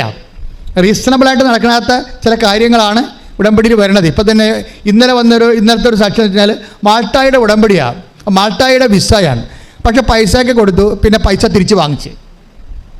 പൈസ കൊടുത്തപ്പോൾ പിന്നെ അത് മനസ്സിലായി വെട്ടിപ്പാണെന്ന് പറഞ്ഞ് ഇവർക്ക് ആരാണ്ടൊക്കെ പറഞ്ഞു കൊടുത്ത് തല കയറ്റി പ്രാന്തി പിടിപ്പിച്ച് അവസാനം പൈസ എങ്കിലും തല ഊരി എടുക്കാൻ വേണ്ടി പിടിച്ച് മേടിച്ചവർ ഏജൻറ്റിക്ക് എന്ന് പിടിച്ച് മേടിച്ച് ഏജൻറ്റ് പൈസ തിരിച്ച് കൊടുക്കുകയും ചെയ്ത്. പക്ഷേ ഉടമ്പടി കിടപ്പുണ്ടായിരുന്നു. ഈ ചിലർക്ക് പറയുന്ന ഒരു അബദ്ധം അറിയാമോ? ഉടമ്പടി ഇടുകയും ചെയ്യും, നാട്ടുകാർ പറഞ്ഞാൽ കേൾക്കുകയും ചെയ്യും. അവിടെയാണ് കുഴപ്പം പറയുന്നത്. അപ്പോൾ നിങ്ങൾ ഉടമ്പടിയിലല്ല. ഉടമ്പടി വെച്ചിരിക്കുന്ന വിഷയത്തിന് ദൈവദത്തമായ ഒരു മറുപടി കിട്ടുന്നവരെ മനുഷ്യന്മാരുടെ മറുപടികൾ തേടിയെടുത്താൽ നിങ്ങൾ ഉടമ്പടി സെൽഫ് ബ്രേക്ക് ആകും. ഉടനെ തന്നെ സെൽഫ് ഗോൾ അടിക്കത്തില്ലേ? ചില ആൾക്കാർ അവിടെ പോസ്റ്റ് തന്നെ ഗോൾ അടിക്കത്തില്ലേ? എന്നിട്ട് ശത്രുക്കൾക്ക് പോയിന്റ് കൊടുക്കത്തില്ലേ? അതുപോലെ നിങ്ങൾ ഉടമ്പടി ഇരിക്കുമ്പോൾ വഴിയെ പോണവരൊക്കെ പറയണതൊക്കെ കേട്ട് നിങ്ങൾ മനസ്സ് ചാഞ്ചല്യത്തോടു കൂടി ഏതെങ്കിലും പെരുമാറിയാൽ ഉടമ്പടി ബ്രേക്ക് ആകും. പക്ഷേ ദൈവത്തിൻ്റെ ഒരു പ്രശ്നം ഉണ്ടെന്ന് വെച്ച് കഴിഞ്ഞാൽ ദൈവത്തിന് നമ്മളെ വിശ്വസ്തതക്കുറവ് കാണിച്ചാലും ദൈവത്തിൻ്റെ ഈ സ്വഭാവത്തിൽ വിശ്വസ്തതക്കുറവില്ല. അതാണ് നമ്മൾ അവിശ്വസ്തരായിരിക്കുമ്പോൾ ടെക്തപ്പെടപ്പോൾ ശ്രുതികട ഹല്ലേലൂയ ഹല്ലേലൂയ ഹല്ലേലൂയ ഹല്ലേലൂയ ഹല്ലേലൂയ യേശുവേ നന്ദി ഹല്ലേലൂയ ഹല്ലേലൂയ. ശക്തമായി ശ്രുതികട 2 തിമോത്തി 2:13 നാം അവിശ്വസ്തരായിരുന്നാലും അവൻ വിശ്വസ്തനായിരിക്കും. പറഞ്ഞേ, നാം അവിശ്വസ്തരായിരുന്നാലും അവൻ വിശ്വസ്തനായിരിക്കും. അപ്പൊ നമ്മൾക്ക് ഇങ്ങനെ ഏകപക്ഷീയമായിട്ട് വിഡ്രോ ചെയ്യാൻ പറ്റത്തില്ല. ഏകപക്ഷീയമായി നമ്മൾ വിഡ്രോ ചെയ്താലും ഉടമ്പടി നിലവിലുണ്ടാകും അവിടെ. അതെപ്പോഴും നമ്മൾ ശ്രദ്ധിക്കണം. കാര്യം എന്താണ്? അത് 2 തിമോത്തി 2:13 നമ്മൾ അവിശ്വസ്തരായിരുന്നാലും അവൻ വിശ്വസ്തനായിരിക്കും. അപ്പൊ ഈ അവിശ്വസ്തത അങ്ങനെ വന്നത് എങ്ങനെയാണ്? ഈ മാൾട്ടാക്കാരത്തേക്ക് എങ്ങനെ അവിശ്വസ്തത വന്നത്? ആരുടെയൊക്കെ കാര്യം പറഞ്ഞു മാൾട്ടായിൽ ഇപ്പം ഭയങ്കര പ്രശ്നമാണ്. അവിടെ ഇപ്പോഴും ഏജന്റുമാർ പറ്റിക്കുന്നുണ്ട്, അക്കോമഡേഷൻ ഇല്ല, ഭക്ഷണമില്ല, അവിടെ ചെല്ലുമ്പോൾ ചിലപ്പോൾ ജോലി കിട്ടില്ലെന്ന് വരുമോ എന്നൊക്കെ പറഞ്ഞപ്പോൾ ഭ്രാന്ത് പിടിപ്പിച്ചു. ഈ പ്രാർത്ഥിക്കാത്തവരെ ഭ്രാന്ത് പിടിപ്പിക്കാൻ പറ്റും നമുക്ക്. ഉടമ്പടിയിലുള്ള ഞങ്ങൾ എന്തുകൊണ്ടാണ് ഉടമ്പടിയിൽ നിങ്ങൾ പ്രെയർ ലൈഫ് കണ്ടിന്യൂ ചെയ്യാൻ പറയണത്? നിങ്ങൾ പ്രെയർ ലൈഫിലല്ലെങ്കിൽ നിങ്ങൾ സാധാരണ സെക്കുലർ പേഴ്സണാണ്. സെക്കുലർ പേഴ്സണെ ഭ്രാന്ത് പിടിപ്പിക്കാൻ പറ്റും. ആരെങ്കിലുമൊക്കെ എന്തെങ്കിലുമൊക്കെ സ്ക്രൂ ചെയ്താൽ മതി. ഇങ്ങനെയുള്ള കുറേ നുണയൊക്കെ പറഞ്ഞു കഴിഞ്ഞാൽ നിങ്ങൾ ഉടനെ തന്നെ വിഷമിച്ചിട്ട് അയ്യോ കാശും പോയില്ല എന്ന് പറയും. അങ്ങനെ ഇവർ കാശ് തിരിച്ച് മേടിച്ച് 2 ദിവസം കഴിഞ്ഞപ്പോൾ എന്നാ പറ്റി? ഏജൻറ്റ് വിളിച്ചു. ഏജൻറ്റുമായിട്ട് തന്തക്കൊക്കെ വിളിച്ചാൽ കാശ് മേടിച്ചിരിക്കണം, അറിയാമോ? മനസ്സിലായില്ലേ? വെറുതെ കാശ് കിട്ടത്തില്ല. അയാളെ സർവീസ് ചാർജ് പോലും എടുപ്പിക്കാതെ അയാളെ കൊണ്ട് കുഴത്തിന് പിടിച്ചാൽ കാശ് വാങ്ങിച്ചവരെ. ഇപ്പം എന്നാ പറ്റിയിരിക്കണത്? കർത്താവ് നമ്മൾ അവിശ്വസ്തരായി, നാട്ടുകാർ പറഞ്ഞ കേട്ട് കാശ് വാങ്ങിച്ചു, ഉടമ്പടിയൊക്കെ മറന്നുപോയി. ഉടമ്പടി നിങ്ങൾ മറക്കണ കൊണ്ടാണല്ലോ നാട്ടുകാർ പറഞ്ഞിട്ട് കാശ് മേടിക്കണേ. ഉടമ്പടി നിങ്ങൾ മറക്കുന്ന കൊണ്ടാണ് നാട്ടുകാർ പറയുമ്പോൾ നിങ്ങൾ അത് കേട്ടിട്ട് നിങ്ങൾ അവിടേക്ക് നിന്ന് കാശ് വാങ്ങിക്കണത്. കാശ് വാങ്ങിച്ചു കഴിഞ്ഞപ്പോൾ അവിടെ റെഡിയായി.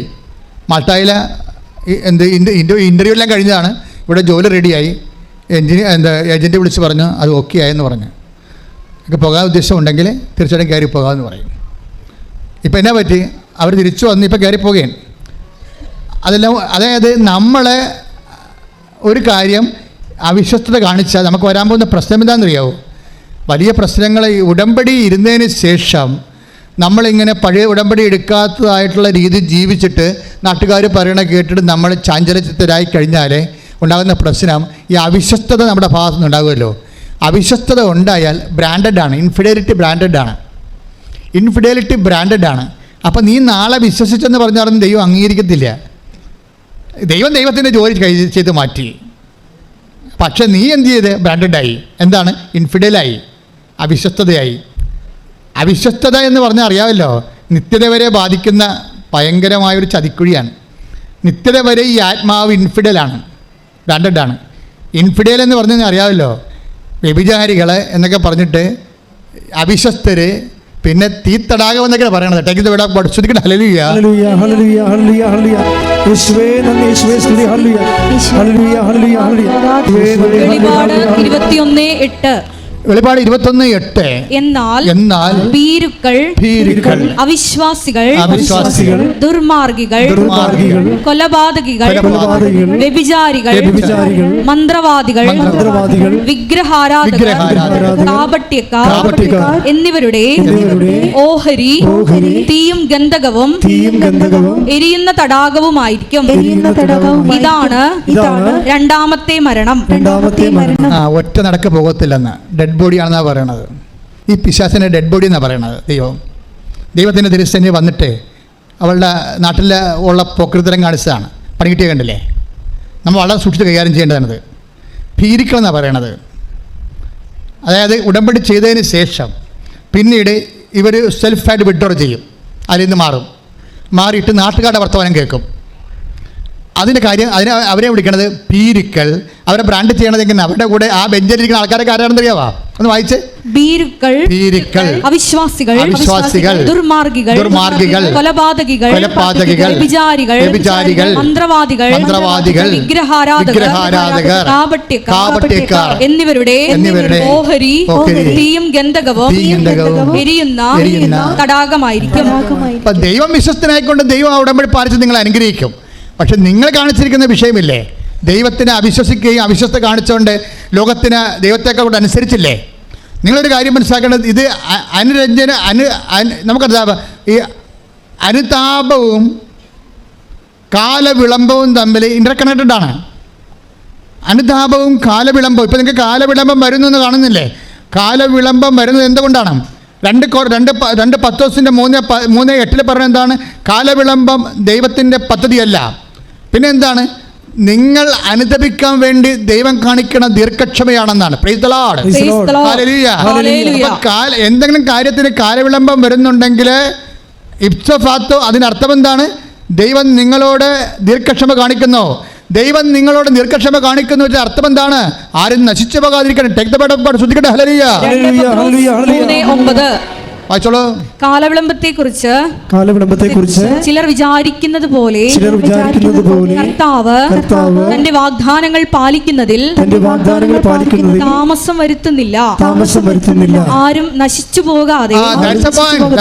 എന്താ പറയണത്? ആരും നശിച്ചു പോകാതെ. ഇത് നിത്യതയുടെ കാര്യമാണ് ഈ പറയണത്. അല്ല നിങ്ങൾ കാറിടിച്ച് ആകണ കാര്യമല്ല പറയണത്. ആരും നശിച്ചു പോകാതെ. കാര്യം ഇവിടുന്ന് IELTS പാസ്സായാലും നിത്യത കിട്ടിയില്ലെങ്കിൽ എന്ത് ചെയ്യും? ഇവിടെ നിന്ന് 10 മക്കളെ നിങ്ങൾ പറ്റുമെന്ന് വിചാരിച്ചു, മക്കളിലായിരുന്നെങ്കിൽ ഉടമ്പടി എടുത്ത് 10 പറ്റുമെന്ന് വിചാരിച്ചു, യേശുവേ സ്വത്രം, യേശുവേ നന്ദി എന്ന് പറഞ്ഞാലും ഈ 10 മക്കളും അമ്മയും കൂടി നരകത്തിൽ പോയാൽ എന്ത് ചെയ്യും? അതാണ് പ്രശ്നം. നിങ്ങൾ കിട്ടുന്ന ഭൗതിക ആനുകൂല്യത്തിൻ്റെ പേര് ദൈവത്തെ നിങ്ങൾ അളക്കരുത്. മറിച്ച് എന്താ സംഭവിക്കുന്നത്? ഇതിൻ്റെ ഉള്ളിൽ ദൈവം ഉദ്ദേശിക്കുന്ന അൾട്ടിമേറ്റ് എയിമുണ്ട്. നിങ്ങൾക്കൊരു ദൈവം, നിങ്ങൾക്കൊരു നയമാണ്, നിങ്ങൾക്കൊരു ലക്ഷ്യമുണ്ട്. പക്ഷേ ദൈവത്തിന് വേറെ ലക്ഷ്യമുണ്ട്. നിങ്ങളുടെ ലക്ഷ്യമല്ല ദൈവത്തിൻ്റെ ലക്ഷ്യം. നിങ്ങളുടെ ലക്ഷ്യം എന്ന് ഭൗതിക ആനുകൂല്യങ്ങളാകുന്ന അനുഗ്രഹങ്ങൾ കൈപ്പറ്റുകയാണെങ്കിൽ ദൈവത്തിൻ്റെ ലക്ഷ്യം എന്തെല്ലാം കൈപ്പറ്റിയാലും ലോകം മുഴുവൻ നേടിയാലും 16 മത്തായി 16 ശ്രദ്ധിക്കട്ടെ. ഹല്ലേലൂയ, ഹല്ലേലൂയ, ഹല്ലേലൂയ, ഹല്ലേലൂയ, ഹല്ലേലൂയ. യേശുവേ നന്ദി, യേശുവേ സ്തുതി. ഹല്ലേലൂയ, ഹല്ലേലൂയ, ഹല്ലേലൂയ, ഹല്ലേലൂയ. പരിശുദ്ധ പരമദിവ്യകാരുണ്യത്തിന് ആരാധനയും സ്തുതിയും പുകഴ്ചയും പരിശുദ്ധ പരമദിവ്യകാരുണ്യത്തിന് ആരാധനയും സ്തുതിയും പുകഴ്ചയും പരിശുദ്ധ പരമദിവ്യകാരുണ്യത്തിന് ആരാധനയും സ്തുതിയും പുകഴ്ചയും ലോകം മുഴുവൻ നേടിയാലും. വായിച്ചോളൂ. മത്തായി 16:26. മത്തായി 16:26. ഒരുവൻ ലോകം മുഴുവൻ നേടിയാലും പറഞ്ഞേ, ഒരുവൻ ലോകം മുഴുവൻ നേടിയാലും സ്വന്തം ആത്മാവിനെ നഷ്ടപ്പെടുത്തിയാൽ സ്വന്തം ആത്മാവിനെ നഷ്ടപ്പെടുത്തിയാൽ അവൻ എന്ത് പ്രയോജനം? ഇതാ ബൈബിളിന്റെ നിലപാട് ഇതാണ്. എന്താ കാര്യം? നിങ്ങൾക്ക് പ്രയോജനം ഉണ്ടോ ഇല്ലയോ? 2 തരത്തിലുള്ള പ്രയോജനമാണ് ദൈവം. നിങ്ങൾ, അതായത് it is useful or not. നമ്മൾ പറയും ഇറ്റ് ഈസ് യൂസ്ഫുൾ. നിങ്ങളുടെ സ്ഥലം വിറ്റു, അപ്പോൾ യൂസ്ഫുള്ളായി. നിങ്ങളുടെ ജപ്തി ഒഴിഞ്ഞു പോയി, യൂസ്ഫുള്ളായി. കാനഡയിൽ PR കിട്ടി, യൂസ്ഫുള്ളായി. നിങ്ങളുടെ മകളെ കല്യാണം കഴിച്ചു, പീസ്ഫുള്ളായി. നിങ്ങൾ വീട് വെച്ചു, അതുപോലെ യൂസ്ഫുള്ളായി. പക്ഷേ ദൈവം പറയും ഇറ്റ് ഈസ് യൂസ്ലെസ് എന്ന് പറയും. ദൈവം എന്താണ്? നിങ്ങൾ കല്യാണം കഴിച്ചാലും മക്കളുണ്ടായാലും സ്ഥലം മേടിച്ചാലും ജോലി കിട്ടിയാലും നിൻ്റെ ആത്മാവ് നഷ്ടപ്പെട്ടാൽ എന്ത് പ്രയോജനം? It is useless.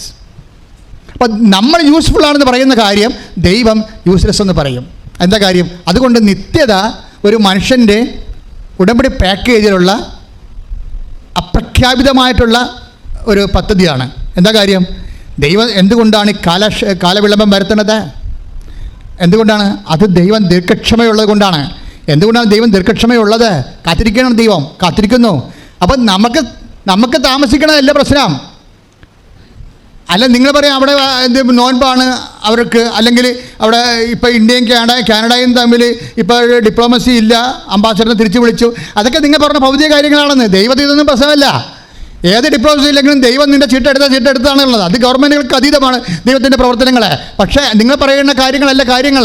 ദൈവം എന്തുകൊണ്ട് കാലവിളംബം വരുത്തുമെന്ന് വെച്ച് കഴിഞ്ഞാൽ ദൈവത്തിന് ഒറ്റ കാര്യമേ ഉള്ളൂ. എന്താണ്? ആരും ഇതെല്ലാം നേടിയിട്ടും ആരും നശിച്ചു പോകരുത്. നിത്യതയിൽ ദൈവത്തിൻ്റെ കൂടെ ഉണ്ടാകണം. അതുകൊണ്ട് എന്ത് ചെയ്യും? അവിടുന്ന് ദീർഘക്ഷമ വരുത്തും. എന്നുവെച്ചാൽ ക്ഷമ തന്നെ ദീർഘക്ഷമ. ക്ഷമിച്ചുകൊണ്ട് അങ്ങനെ ഇരിക്കും.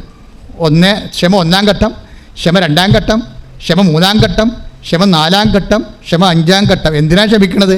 നിങ്ങളുടെ തിന്മയിൽ നിങ്ങൾ മാറാൻ വേണ്ടിയാണ് ക്ഷമിക്കണത്. മനസ്സിലായില്ലേ? ദീർഘക്ഷമയുടെ ഉദ്ദേശം എന്തിനാണ്? Read it again. ശ്രദ്ധിക്കട്ടെ. ഹല്ലേലൂയ, ഹല്ലേലൂയ, ഹല്ലേലൂയ, ഹല്ലേലൂയ. 2 പത്രോസ് 3:9. ആരും നശിച്ചു പോകാതെ, പറഞ്ഞോളൂ, ആരും നശിച്ചു പോകാതെ എല്ലാവരും അനുദപിക്കണമെന്ന് അവിടുന്ന് ആഗ്രഹിക്കുന്നത് കൊണ്ട് നിങ്ങളോട് ദീർഘക്ഷമ കാണിക്കുന്നുവെന്നേയുള്ളൂ. ദൈവം നമ്മളോട് കാണിക്കുന്ന ദീർഘക്ഷമയാണ് ഈ കാലം ഇങ്ങനെ ദീർഘിച്ചുകൊണ്ട് പോണത്. നിങ്ങൾക്ക് എന്തെങ്കിലും ഈട് വിൽക്കാൻ താമസിച്ചു, രോഗം സൗഖ്യമാകാൻ താമസിച്ചു, കുഞ്ഞ് ഉണ്ടാകാൻ താമസിച്ചു എന്ന് വെച്ചാൽ അത് ടെക്നിക്കൽ പ്രോബ്ലം അല്ല, മറിച്ച് സ്പിരിച്വൽ പ്രോബ്ലമാണ്. എന്താണ്? ദൈവം ദീർഘക്ഷമ കാണിക്കുന്നു. എന്തിനാണ് ദീർഘക്ഷമ കാണിക്കണത്?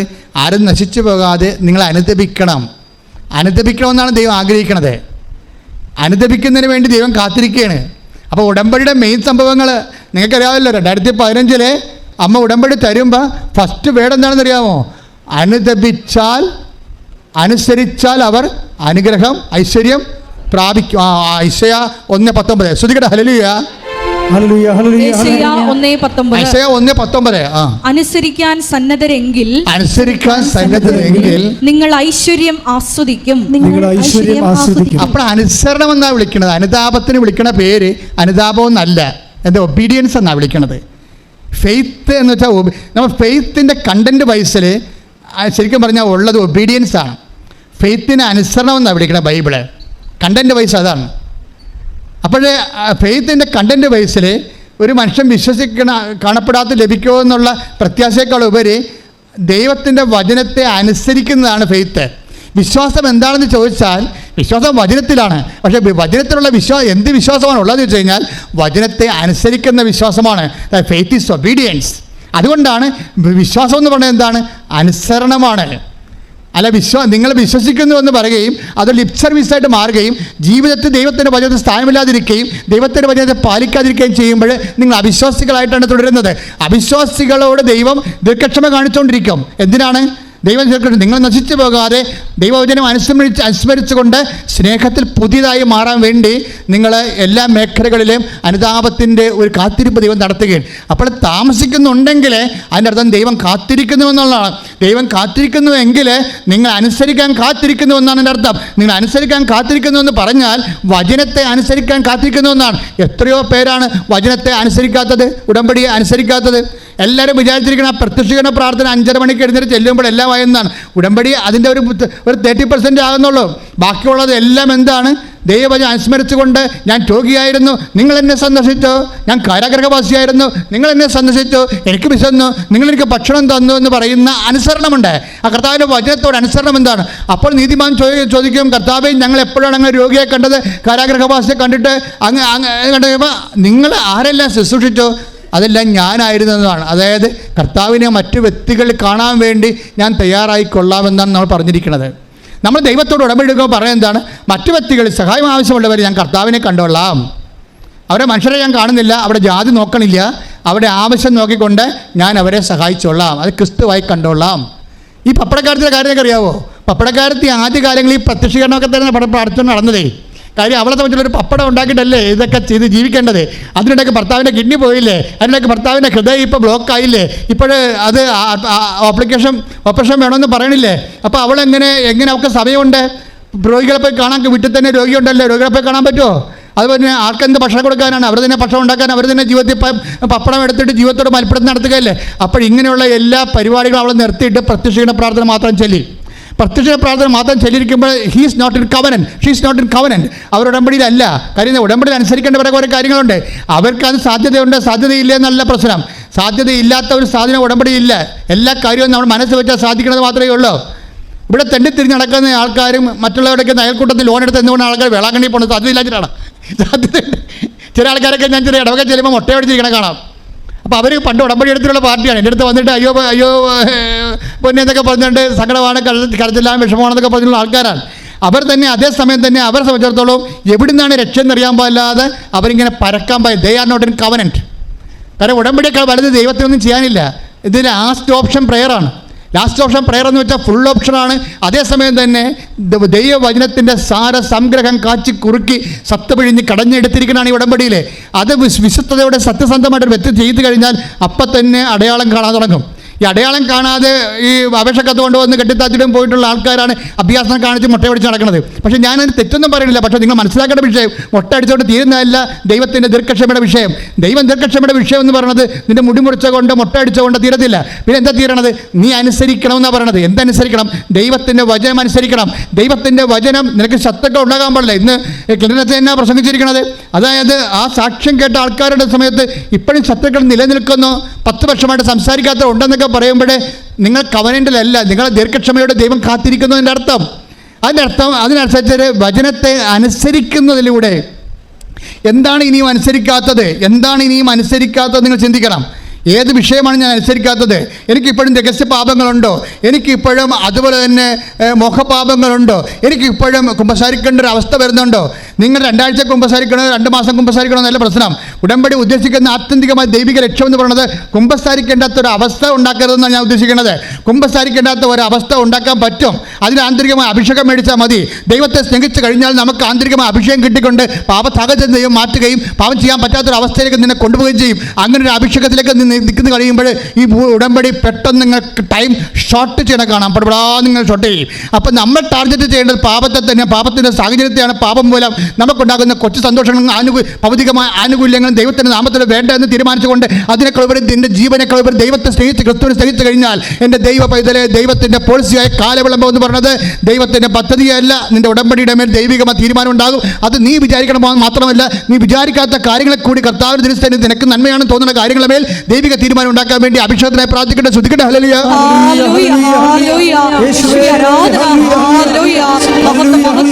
ആരാധന ആരാധന